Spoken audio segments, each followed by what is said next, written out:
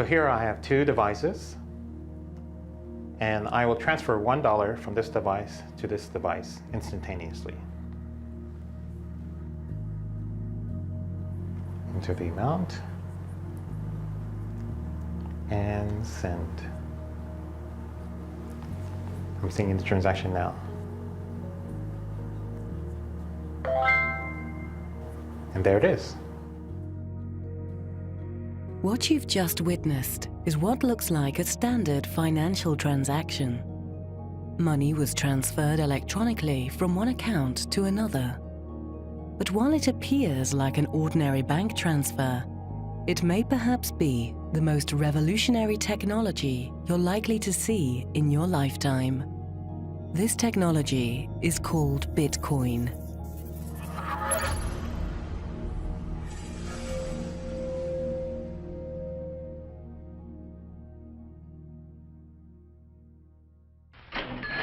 Money makes possible the exchange of many different goods and services among many different people.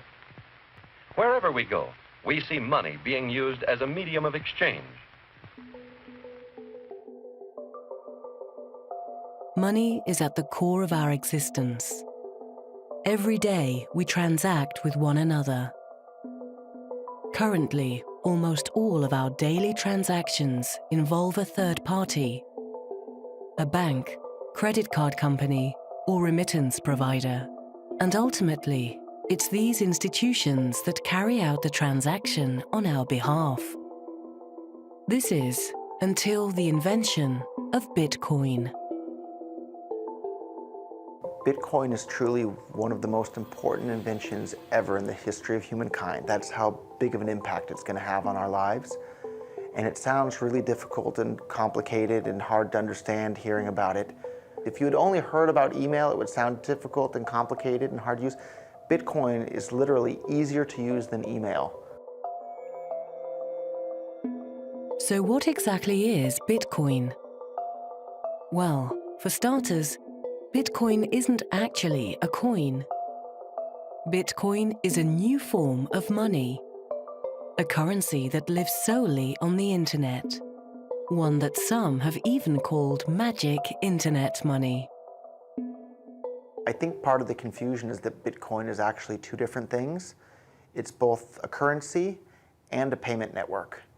And we've never had one thing that's both of those at the same time. So the dollar is a currency, but it's not a payment network. PayPal and Visa are payment networks, but they're not currencies.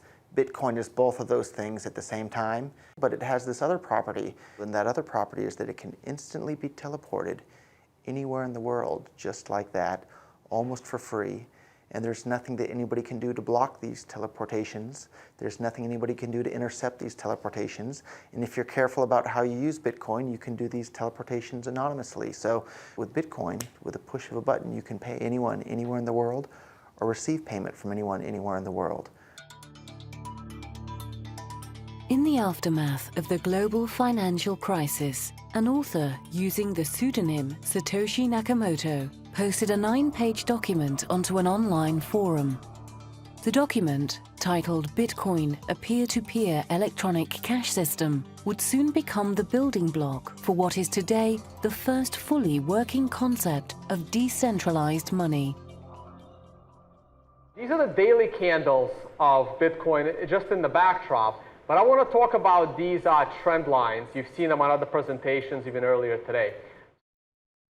I started out working at Bear Stearns back in 2007, so about a year and a half or so before the financial crisis really started to hit.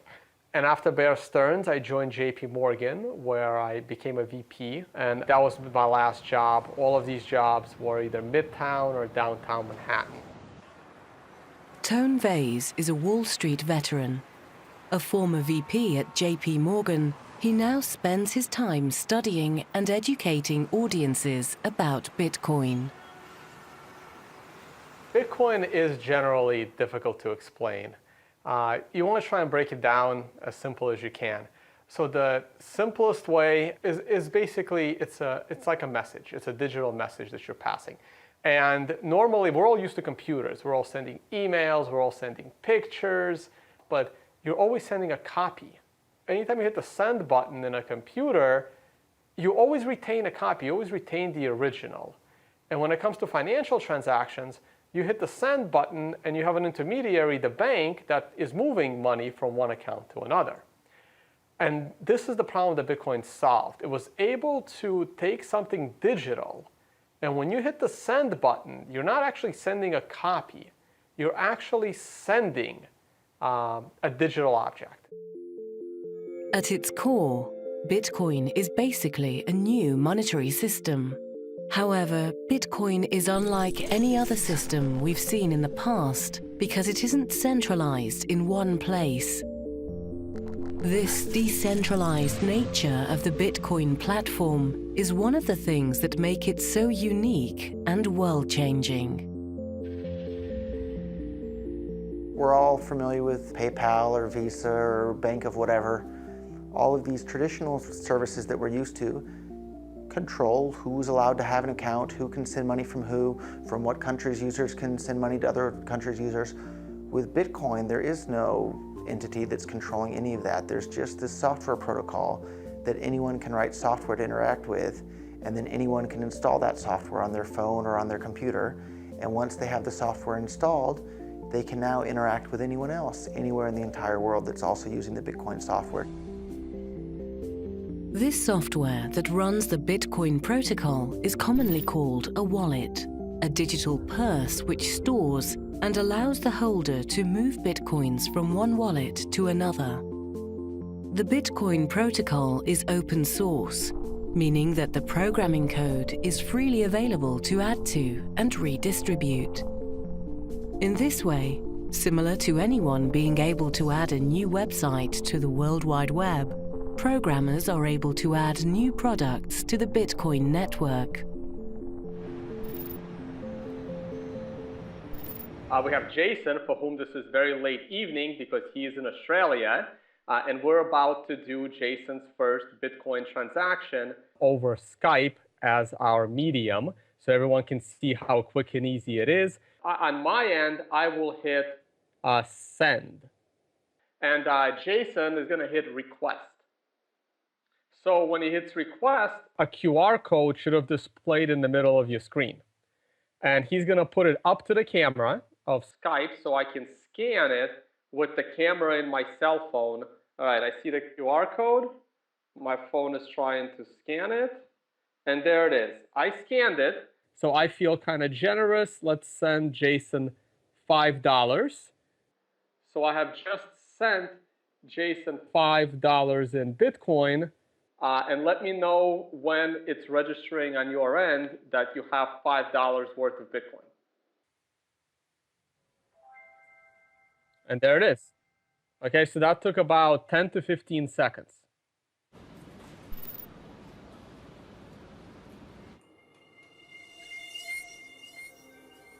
Bitcoin enables users to send and receive money instantly without the involvement of a third party.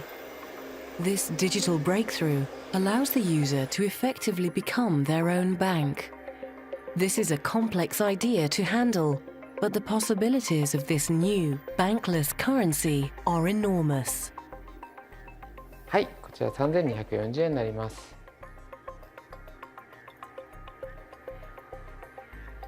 With the exception of actually handing physical cash to you, generally we have to rely on third parties for lots of different payments, be it credit cards or wire transfers internationally, or even sort of keeping cash under your bed, storing large amounts of cash, we use banks. And what Bitcoin does is allow us to do all of those things without any third parties. So in that sense, we can be our own bank, we can be our own payment system, we can be our own international wire system, we can be our own remittance system, we can do all of these things without relying on any other third parties. That's what Bitcoin allows us to do. Before Bitcoin, all these companies like PayPal and Visa and Bank of America and any business, they had a ledger that kept track of all their account balances. So PayPal has a ledger that keeps track of exactly who has how much money in each PayPal account, and that ledger is stored on PayPal servers in PayPal's data center somewhere. And before the invention of Bitcoin, people thought that it was impossible. All the mathematicians and computer scientists thought that it was impossible to have consensus on a distributed ledger like this. But what Bitcoin did is it came along and figured out how to keep track of this ledger that keeps track of who has what Bitcoins. But instead of that ledger being on one data center, it's on everybody's computer across the entire planet that's running the Bitcoin network, including my laptop right here. I have a full copy of the entire Bitcoin ledger. This public ledger, known as the blockchain, is perhaps what could make Bitcoin a financial game changer. Bitcoin is what is known as a cryptocurrency, meaning that it's a digital currency in which encryption is used to regulate the creation of new units and verify the transfer of funds. New Bitcoins come into existence through a process called mining. A miner is a person or entity who runs a very powerful computer in an effort to solve a complex mathematical puzzle known as a block. Miners around the world compete to solve or close a block and are rewarded with newly generated bitcoins if they're successful. All transactions that travel through the Bitcoin network are pieces of this complex mathematical puzzle. So when a miner solves a puzzle, they're actually verifying the integrity of each and every transaction.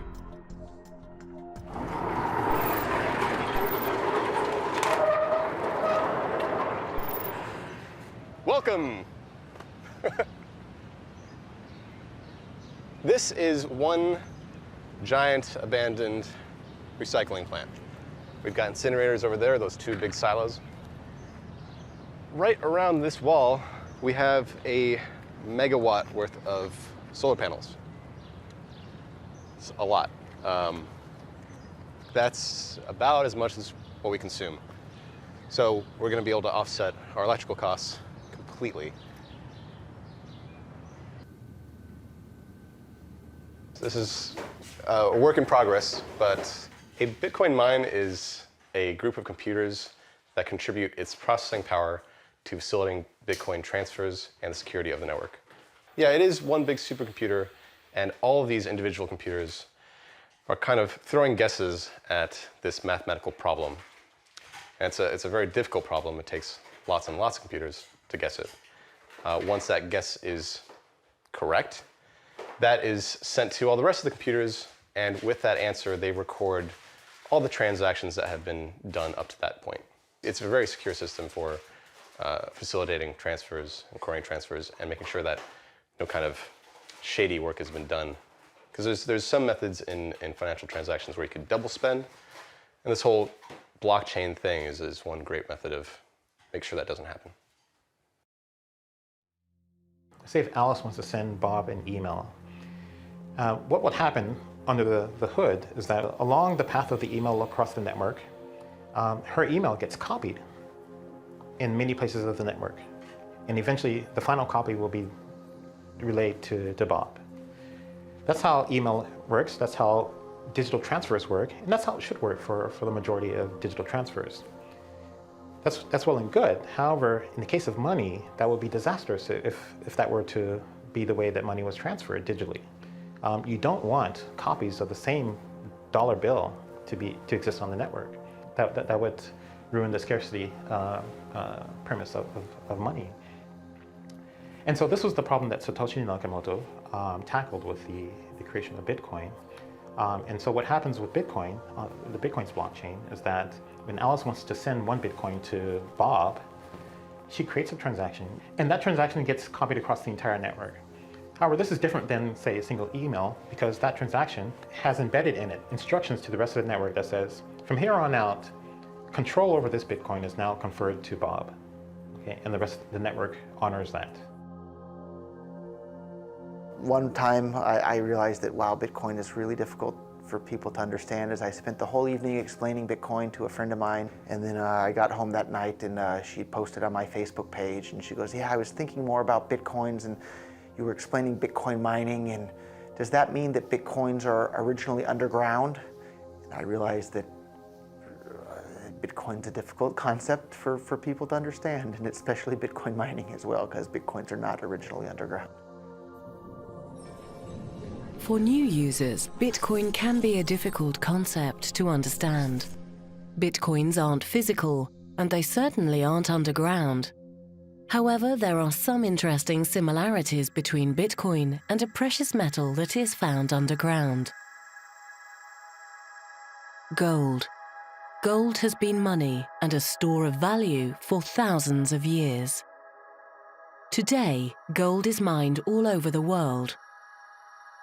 The amount of gold that can be extracted from the ground decreases over the life of a mine, until eventually the mine is exhausted of all of its gold. Bitcoins are also mined in a similar fashion. The Bitcoin algorithm is programmed so that the reward for mining new Bitcoins is halved every 4 years until the year 2140, when all Bitcoins will have been deemed to have been mined.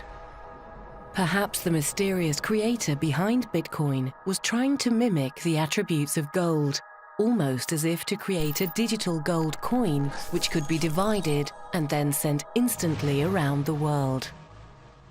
I try to explain it in some really simple way, like miners, Bitcoin miners, they receive the reward just because they maintain the security of Bitcoin. Mathematically, it means that you need to solve quite difficult problems. It's a just guessing process. You have to make millions and millions of guesses. And if you're right, and you're able to close all these transactions inside of one block, you're successful and you receive 12.5 Bitcoins as miner. Originally, this reward was 50 Bitcoins. Every 4 years, this reward for miners is 2 times less. So reward will be decreasing over the time. The creator of Bitcoin, whoever he is, was a really smart guy. And he obviously liked math a lot. And he sat down and did some calculations and thought to himself, if everybody in the entire world were to start using Bitcoin, how many Bitcoins would we need in order for that to be able to accommodate everybody using Bitcoin for this? And each Bitcoin can be divided down to 100 millionth of a Bitcoin. And if everybody in the entire world were to start using Bitcoin as their money, the smallest unit of a Bitcoin, which is called a Satoshi, it's 100 millionth of a Bitcoin, would still be worth less than 1 US penny if the entire world were to start using Bitcoin. So who is this Satoshi Nakamoto? 2 years after publishing the white paper for the peer-to-peer electronic cash system, this mysterious figure vanished, never to be heard from again. The only clues to his or her identity can be found in the white paper. Some speculate he or she is of British origin due to the writings containing some British slang. Others believe that rather than being one person, Satoshi was a group of hackers working in concert to create a new monetary system which would decentralize money as we know it. I think he was a clever guy. He was not a normal geek. He had good knowledge of decentralized technology or decentralization. He had good knowledge of financial system, and he was quite good coder. But the code of Bitcoin is not definitely the best one. So it's definitely possible to write better code. There is also conspiracy theory if Bitcoin code was written by one guy or many different guys, hard to say. Anyway, I especially appreciate that it's first fully working concept of decentralized money. It's very interesting, like who Satoshi is. There's lots of speculation, especially among like the very early people in Bitcoin. But what difference does it make whether we know who created Bitcoin? I don't know that it makes any difference. There's lots of stuff that we use that we don't know who created it. And yet it gives us a lot of advantages in our day-to-day activities. I have no idea who Satoshi is. We know very little about Satoshi, and so he could be at an event, he could be someone we know, he could be someone I've spoken to, he could be a friend of mine for all I know. I don't know who it is. I don't know if we'll ever know, but it's a fun game. Am I Satoshi? I don't think I'll answer that one.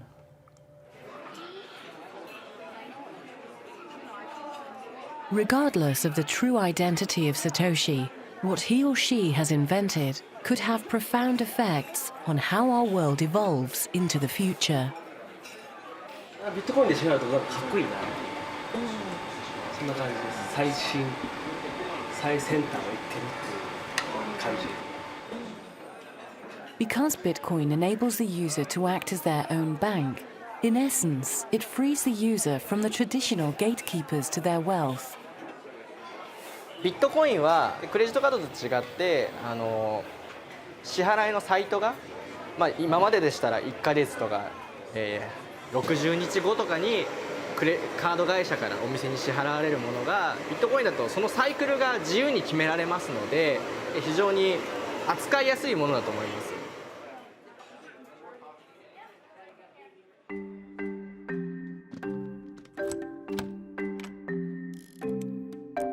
We all use keys in our daily lives.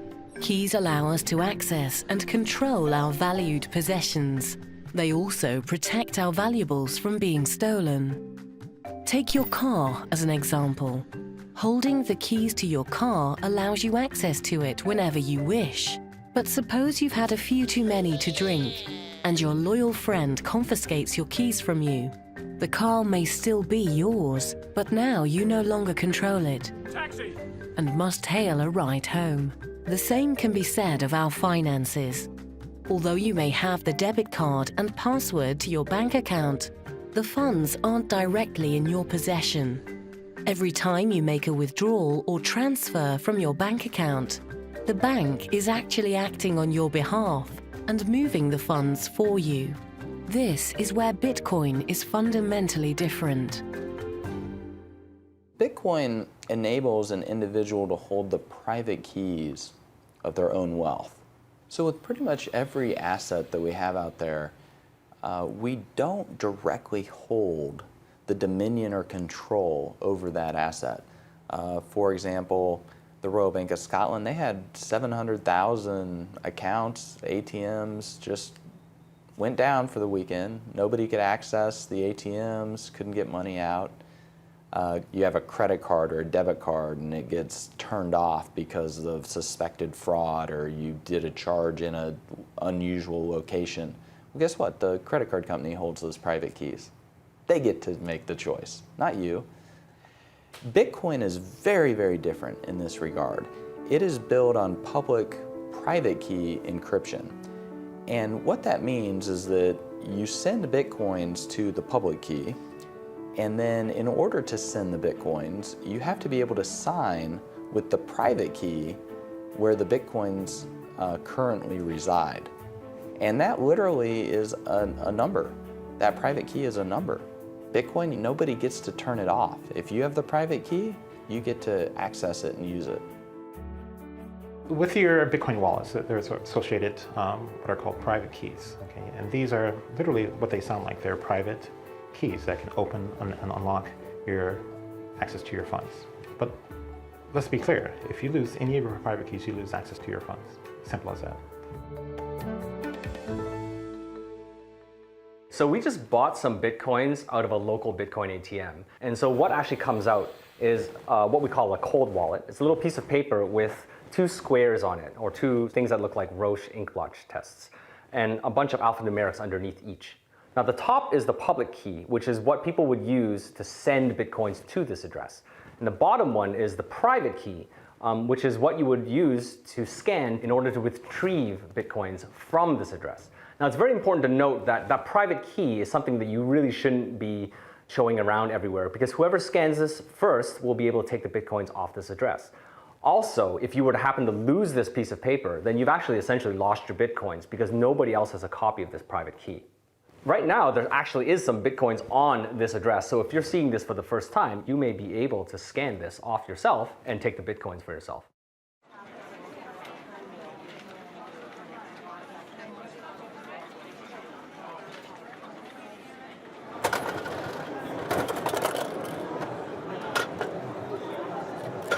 So here is a Satori coin. There is a value of 0.001 Bitcoin inside.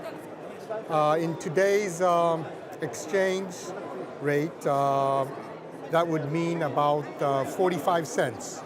So it's a very minimal amount, but it is true Bitcoin inside.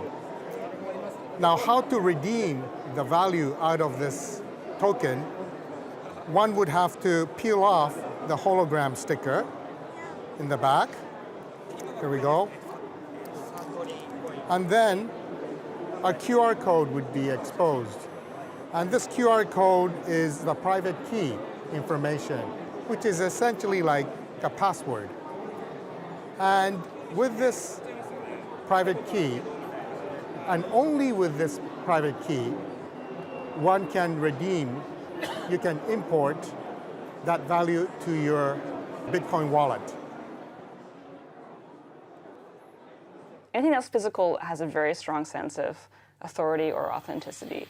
And to make the barrier to entry to Bitcoin as low as possible, I think everyone working on the project felt it was really important that someone could have a part of Bitcoin that they can hold in their hands that's portable and doesn't cost very much to get started.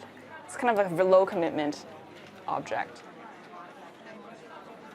Because Bitcoin is built on public, private key encryption, the entire workflow for sending payments, particularly online, is fundamentally different from that of credit cards.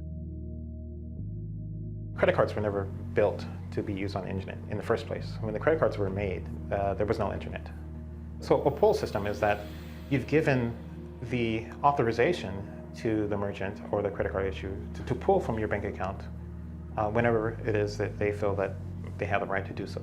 With a credit card, whenever you want to initiate a transaction, you are effectively giving the keys to the merchant, right? And you give your keys to every merchant you deal with. So every time you make a transaction, for example, online or so, you're taking a risk because you're entrusting the merchant with this very personal information, which they could then take to initiate transactions as well if they wanted to. Whereas Bitcoin, it's a completely different model where the control is more weighted towards the consumer. The consumer then pushes their funds to you. And then if you're doing an internet service, right, you could broadcast a Bitcoin address and anyone in the world could send Bitcoin to you. If you were a band, a musical band, and you're performing on a concert and your concert was being broadcast around the world, if you put up on the stage a sign that had a Bitcoin address, well, you could be funded by anyone who was watching that broadcast anytime they watched it from that point onward.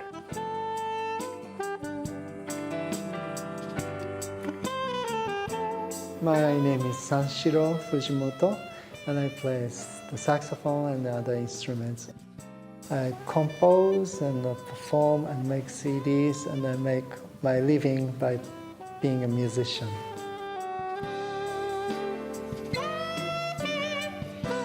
Today's small live show I did without no admission fee, and if you appreciate my music, then you can tip me. By tipping, you don't know how much. You might get 0, or if your performance is great, you might get more than you think. So that makes me play better.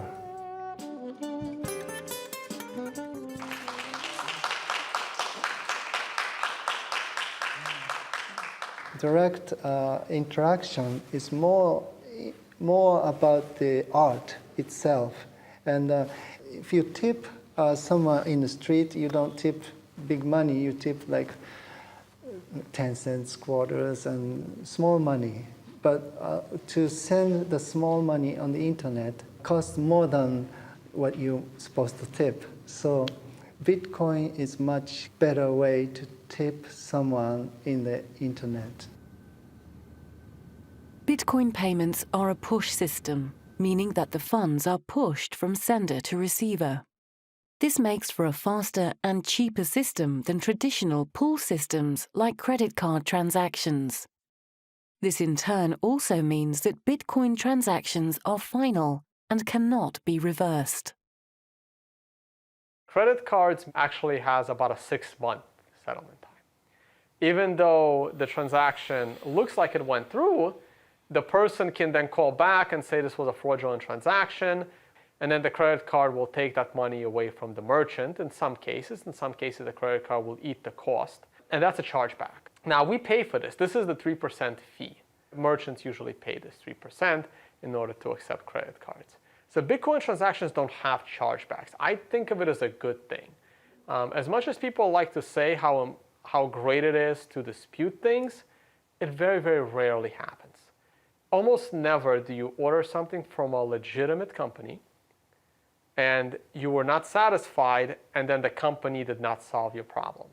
Most of the time this situation happens is when your credit card is actually stolen. And your credit card can always be stolen. Everyone's credit card is all over the internet. Is just luck or bad luck if your credit card happens to be used in a fraudulent transaction. We have some businesses accepting Bitcoin, mostly restaurants, for example. We have some restaurants here set up in Acapulco. For merchants, when they accept Bitcoin, is for them to have another option, an innovative option.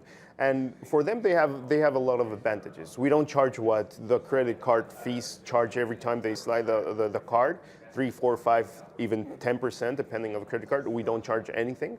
We don't have a minimum fee. You can pay 10 pesos, 50 pesos. We don't have a minimum.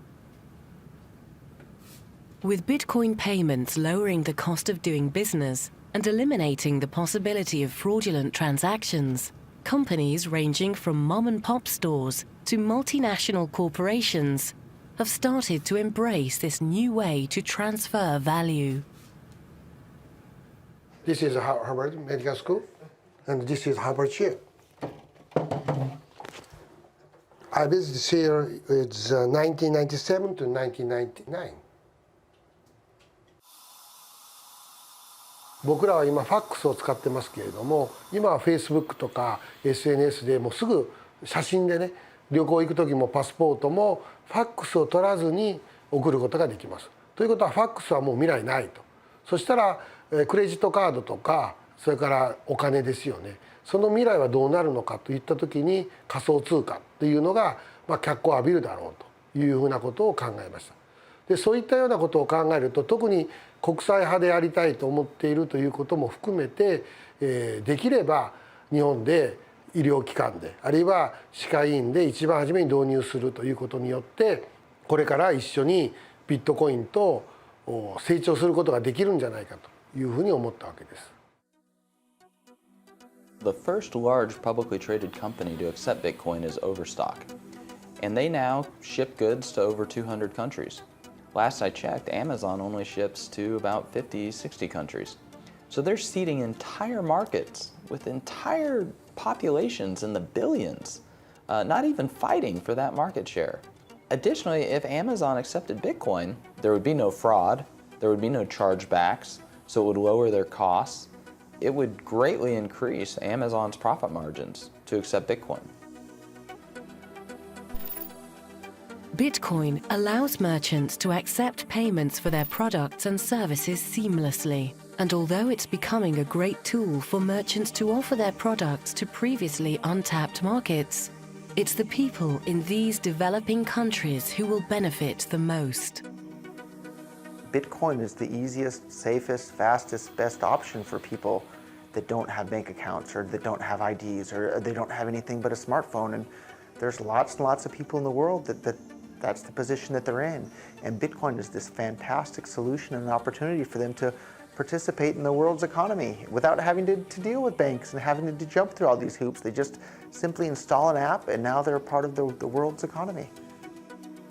Something like 33% of the credit card transactions coming out of Africa are fraudulent. So nobody wants to take business from Africa. It's just too risky. With Bitcoin, you know the funds are good. So as a merchant, yeah, pay with Bitcoin. I'll sell anything you want, that's legal to Africa. Then they're able to start having property rights. And property rights is really what's going to help lift them up out of poverty. So Bitcoin does get into this niche of the underserviced people in the banking industry. So a lot of third world countries, they may not have access to bank accounts. They might not even have IDs to open a bank account. But if they have cell phones and if they have access to the internet, they can now have the equivalent of a bank in their cell phone. According to the latest World Bank figures, there are approximately 2 billion unbanked people throughout the developing world. The adoption and use of Bitcoin in these countries could transform this human rights issue and allow the unbanked population of the world to participate in the global economy. For the first time in the entire history of the world, anyone can now send or receive any amount of money with anyone else, anywhere, instantly, basically for free, and it's impossible for anyone, including governments, to stop them from doing that. And as much as I love gold, gold can't do that, right? Think about that. Here, anybody in this room, you can now send and receive any amount of money with anyone, anywhere in the world, right now, and there's nothing that anybody can do to stop that. That was not possible before the invention of Bitcoin, and that is a fundamentally world-changing technology for every single human being on the planet. WikiLeaks was able to find funding through Bitcoin. And this was in the midst of a financial blockade that WikiLeaks was facing. At the time, the US had ordered the Visa, I think it was MasterCard as well, Bank of America, to blockade any donations to WikiLeaks. Say what you will about WikiLeaks. Not necessarily that I condone everything that they do, but I do think it is very important for freedom in the world, for people to have uncensorable ability to donate money to whatever political causes that they want to. And so I thought that was extremely powerful for WikiLeaks to be able to defy the US in that sense. Because Bitcoin puts the private keys of wealth in the hands of the user, it can be used to support activist causes. But Bitcoin can also be used for a night out on the town. My name is Ken Shishido. I am co-organizer for Tokyo Bitcoin Meetup Group. We have this special event tonight, having burlesque dancers receiving Bitcoin tips. The reason why I do this is that sometimes we want to make our meetup interesting instead of talking about really technical stuff or political stuff. So this is one of the events we want to make it really fun and see what can be done using Bitcoin.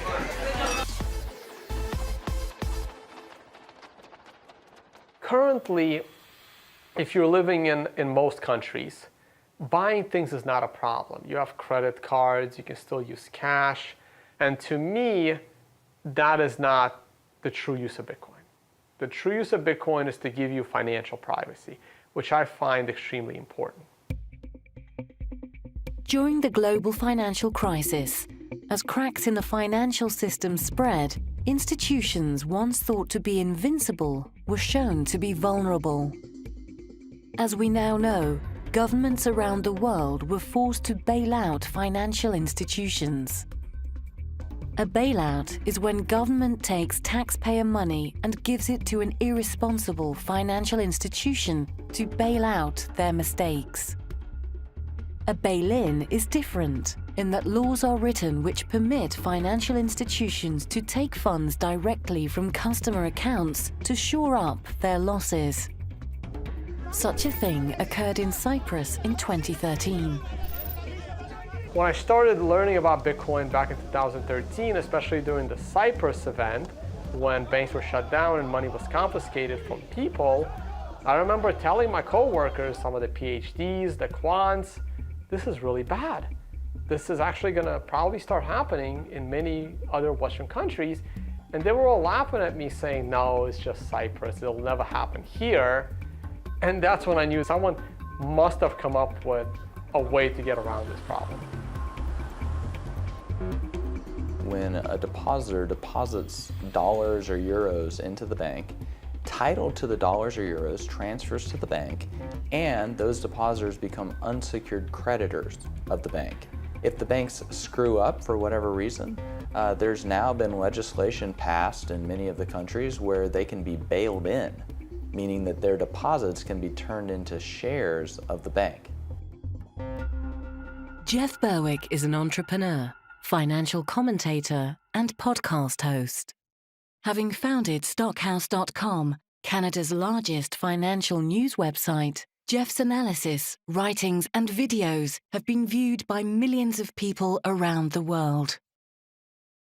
It's difficult to say exactly what's going to happen in the future, but it's definitely going to keep happening. I said after Cyprus, it's going to happen in Greece, and then they shut down the banks in Greece for months. And of interest to people who live in Europe is, on January 1st of this year, they passed a European bank bail-in legislation. So that should be a huge wake-up call to people that they're doing that. So in Cyprus, they didn't actually pass it before. So in Cyprus, they closed the banks. Then they came up with some legislation and said the banks could just take their customers' money to keep afloat. So they didn't even have that legislation, and they did that in Cyprus. Now they already have it in place, so they know what's coming. I see Bitcoin as a way to protect and hide your assets. And we're not saying this is bad. I'm not saying that only criminals hide their assets. No.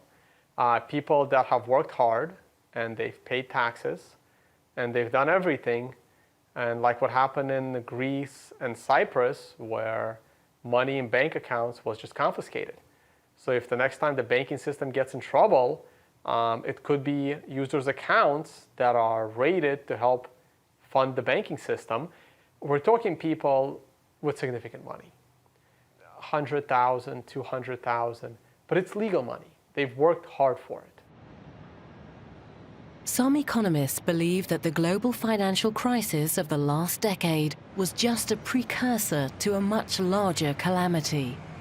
If this is the case, how will governments react in response to the next failure of our financial system? Unlike the current banking system, Bitcoin allows individuals to hold the private keys to their wealth. However, this also comes with the added responsibility of securing the Bitcoins. With Bitcoin, you're in 100% complete control of your own money, but that also means you're 100% responsible for what happens to your own money. So it's your job to make sure that you keep your Bitcoin safe. People are used to things like credit cards and bank accounts and PayPal, and if your credit card gets stolen, you just call the credit card company and they cancel it, and that's the end of it. If your Bitcoins get stolen, there's nobody that you can call to ask for help. But the other side of the coin there is that there's nobody that you have to call to ask for permission to use your Bitcoins however you want. So it cuts both ways.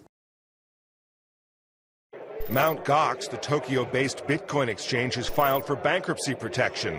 The announcement comes days after the exchange announced that as much as $450 million of the virtual currency had gone missing. CEO Mark Capelli's apologized and bowed deeply on Japanese television. It remains unclear if the missing Bitcoins were stolen, voided by technological flaws, or both. So actually, this is the old Mt. Gox building. Mt. Gox was the biggest Bitcoin exchange that ever existed. I think at some point they were doing over like $100 million a day worth of volume. And they collapsed in quite a spectacular fashion in 2014. I think the size of the losses amounted to over $450 million. They claim to have lost 850,000 Bitcoins, of which 200,000 were found afterwards in some old wallet. People were putting money in and essentially giving them their Bitcoins, giving them the control of the private keys. And the irony is that exact centralization risk is what Bitcoin is supposed to free us from. And Mt. Gox just took all of the decentralized nature of Bitcoin and put it into one company with a lot of people's money. And then on top of that, put the control of that company's finances under one person who has the keys to the kingdom. So we've probably seen over the last 2 or 3 years, by my count, probably somewhere between half a dozen to upwards of 10 different major hacks of companies that are involved in Bitcoin. And one thing you have to understand is that Bitcoin is fundamentally different from securing an asset that's held within the regular financial space. With Bitcoin, if you ever get access to the private key to someone's wallet, you can initiate a transaction outside of the infrastructure of that company without their knowledge. That's unlike anything that exists currently in the financial space, where if you want to take money out of that target, you have to have infiltrated their infrastructure. I think it's part of the mentality where people are trained not to trust themselves with their own money. And so everybody puts their money in a bank for safekeeping. And so that sort of mentality where you put your money in some pooled company whose sole purpose is to safeguard it, that is a really hard stigma to break, to change. And I think this is the thing that's the most challenging about Bitcoin, is that it challenges people to question that stigma. It challenges people to take control of your own money and value and to safeguard it yourself. As we know, at this time, Bitcoin is quite secure. If you have more than half of Bitcoin network power, you can take control of the Bitcoin network. But technically, this is really hard. When we consider the current Bitcoin power, it's almost impossible. So from this point of view, Bitcoin is much secure than the biggest and the most secure portals of some biggest banks in the world. The problem is that many people do not trust Bitcoin just because there were a lot of news about hacking some Bitcoin portals and some exchange services and so on. The problem is that like all services based on Bitcoins is not a Bitcoin, itself. So you cannot associate the security of Bitcoin-based services with the Bitcoin itself. The collapse of the Mt. Gox Bitcoin exchange in 2014 caused much confusion and skepticism about the security of Bitcoin. However, years after the collapse of the once largest Bitcoin exchange, Bitcoin is now on the radar of many institutions within the financial industry. The big question, the conversation you'd hear, is that the question was whether blockchain technology would impact the financial industry. And now, if you go to the trade shows and you listen to the media, the question is not whether, the question is how blockchain technology will impact and transform the financial industry. It's now a foregone conclusion that blockchain technology will impact the financial industry in a major way. So that's where we are now. But we weren't always there. If you look just 2 years ago, the attitude was that Bitcoin was almost a laughable concept, and it was a non-sustainable system, and it couldn't be applied in the financial space. In Japan, the virtual currency law has passed in the lower house, and hopefully actually it will pass in the upper house as well in the very near future. That means actually government recognizes the existence of the virtual currency, and then trying to actually set some regulations and trying to actually support the business.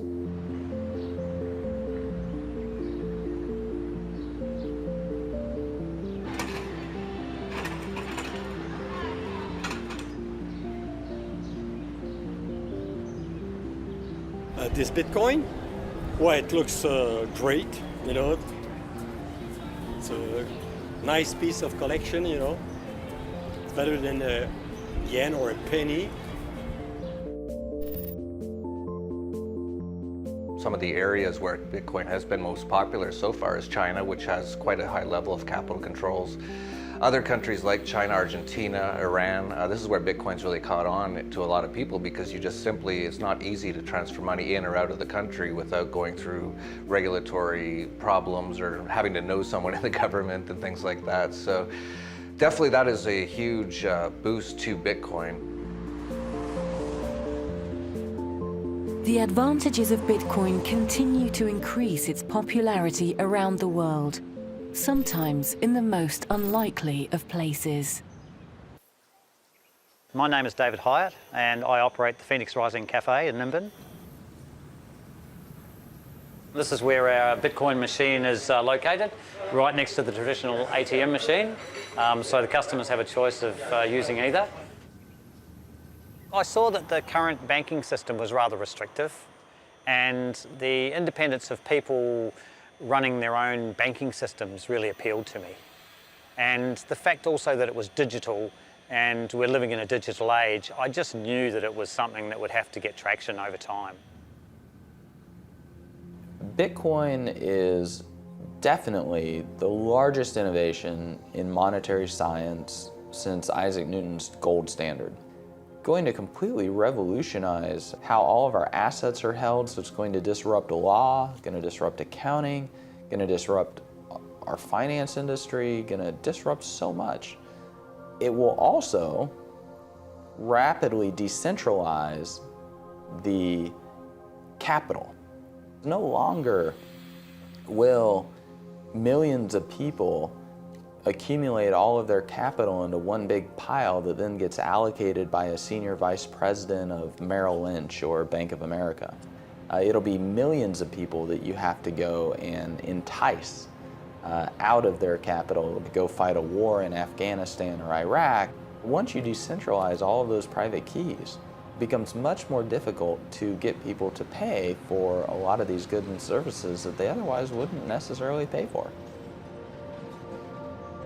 I'll just scan it, and now I have your Bitcoin address in my wallet right here, and I'll go ahead and enter $1, and we'll hit send.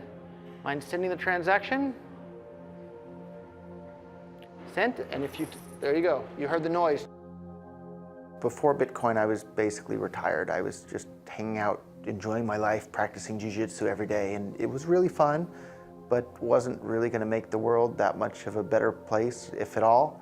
And then I discovered Bitcoin, and I looked around the world and I saw all these wars being fought and central banks debasing the currency and it basically preventing the world from being as good of a place as it potentially could be. And I saw Bitcoin and I saw this as a tool to strip away all of their power to do that. Most people aren't interested in paying to kill people they've never met in other countries. Most people are willing to pay for roads and schools and hospitals. So if the governments say we need money for roads and schools and hospitals, I think people would probably give them a good chunk of that. If governments say we need money to go kill people in other countries that you've never been to in your entire life and you're probably never going to go to in your entire life, people are going to say, no, I don't want to pay for that. But if you're using bank accounts and dollars and euros, governments can seize all the money out of your bank account at any time. They can print as many new dollars or euros as they want to pay for these things at any time. If the world's using Bitcoin, it takes away those tools from government, and I think that makes the world a much, much better place. For the first time in history, Bitcoin now provides the entire world with a completely decentralized payment system.